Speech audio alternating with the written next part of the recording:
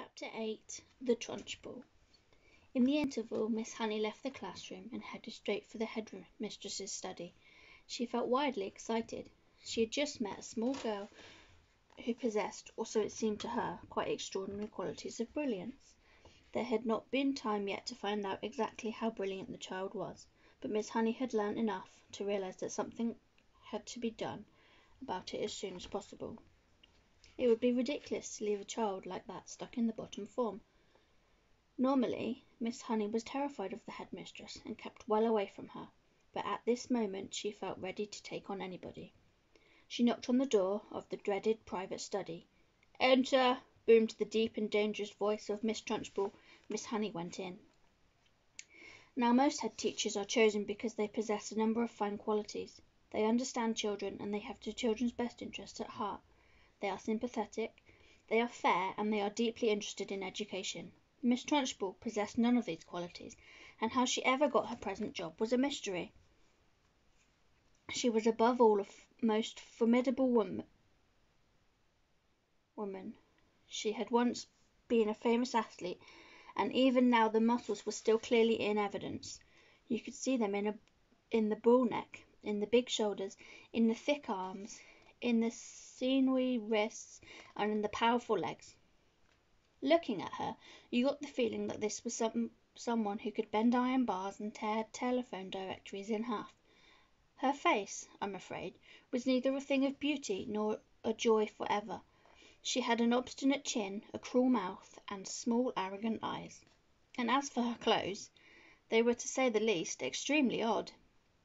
She always had on a brown cotton smock, which was pinched in around the waist with a wide leather belt. The belt was fastened in front of an enormous silver buckle. The massive thighs, which emerged from out of the smock, were encased in a pair of extraordinary breeches, bottle green in colour and made of coarse twill. These breeches reached to just below the knees, and from there on down she sported green stockings with turn-up tops, which displayed her calf muscles to perfection. On her feet she wore flat-heeled brown brogues with leather flaps. She looked, in short, more like a rather eccentric and bloodthirsty follower of the staghounds than the headmistress of a nice school for children. When Miss Honey entered the study, Miss Trunchbull was standing beside her huge desk with a look of scowling impatience on her face. "Yes, Miss Honey," she said, "what is it you want? You're looking very flushed and flustered this morning. What's the matter with you? Have those little stinkers been flicking spitballs at you?" "No, headmistress, nothing like that." "Well, what is it then? Get on with it. I'm a busy woman." As she spoke, she reached out and poured herself a glass of water from a jug that was always on her desk. "There's a little girl in my class called Matilda Wormwood," Miss Honey began.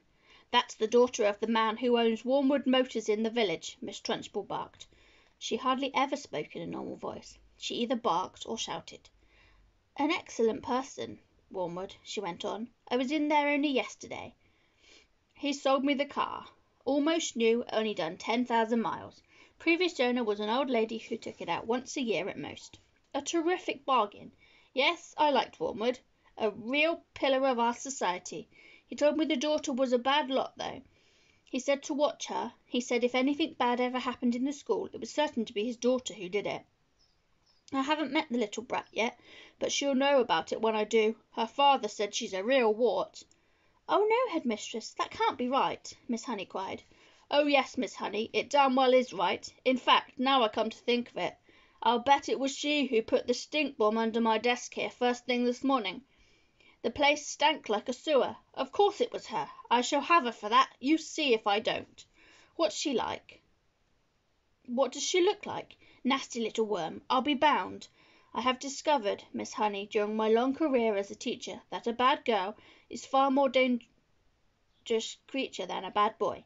What's more, they're much harder to squash. Squashing a bad girl is like trying to squash a blue bottle. You bang on it, and the darn thing isn't there. Nasty, dirty things, the girls are. Glad I never was one." "Oh, but you must have been a little girl once, headmistress. Surely you were." "Not for long, anyway," Miss Trunchbull barked, grinning.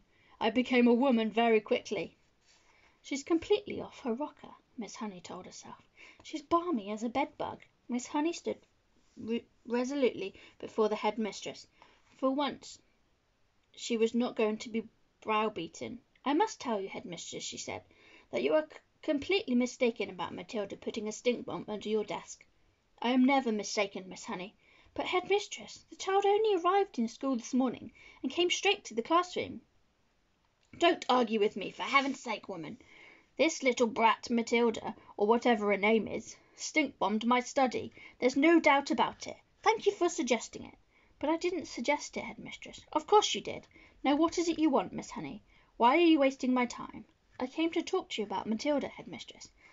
I have extraordinary things to report about the child. May I please tell you what happened in class just now?" "I suppose she set fire to your skirt and scorched your knickers," Miss Trunchbull snorted. "No, no," Miss Honey cried out. "Matilda is a genius." At the mention of this word, Miss Trunchbull's face turned purple, and her whole body seemed to swell up like a bullfrog's. "A genius!" she shouted. "What piffle is this are you talking about, madam?" "You must be out of your mind. I have her father's word for it that this child is a gangster." "Her father is wrong, headmistress." "Don't be a twerp, Miss Honey. You have met the little beast for only half an hour, and her father has known her all her life."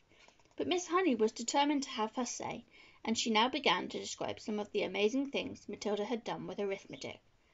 "So she's learnt a few times tables by heart, has she?" Miss Trunchbull barked. "My dear woman, that doesn't make her a genius. It makes her a parrot." "But, headmistress, she can read." "So can I," Miss Trunchbull snapped. "It is my opinion," Miss Honey said, "that Matilda should be taken out of my form and placed immediately in the top form with the 11-year-olds. "Ha!" snorted Miss Trunchbull. "So you want to get rid of her, do you? So you can't handle her? So now you want to unload her onto the wretched Miss Plimsoll in the top form, where she'll cause even more chaos?" "No, no," cried Miss Honey. "This is not my reason at all." "Oh, yes, it is," shouted Miss Trunchbull. "I can see right through your little plot, madam. And my answer is no. Matilda stays where she is, and it is up to you to see that she behaves herself." "But, headmistress, please." "Not another word," shouted Miss Trunchbull. "And in any case, I have a rule in this school that all children remain in their own age groups regardless of ability. Great Scott! I'm not having a little 5-year-old brigand sitting with the senior girls and boys in the top form. Who ever heard of such a thing?" Miss Honey stood there helpless before this great red-necked giant. There was a lot more she would like to have said, but she knew it was useless. She said softly, "Very well, then. It's up to you, headmistress." "You're damn right it's up to me," Miss Trunchbull bellowed. "And don't forget, madam, that we're dealing here with a little viper who put a stink-bomb under my desk." "She did not do that, headmistress." "Of course she did it," Miss Trunchbull boomed. "And I'll tell you what, I wish to heavens I was still allowed to use the birch and the belt as I did in the good old days. I'd have roasted Matilda's bottom for her so she couldn't sit down for a month." Miss Honey turned and walked out of the study, feeling depressed, but by no means defeated. "I'm going to do something about this child," she told herself. "I don't know what it will be, but I shall find a way to help her in the end."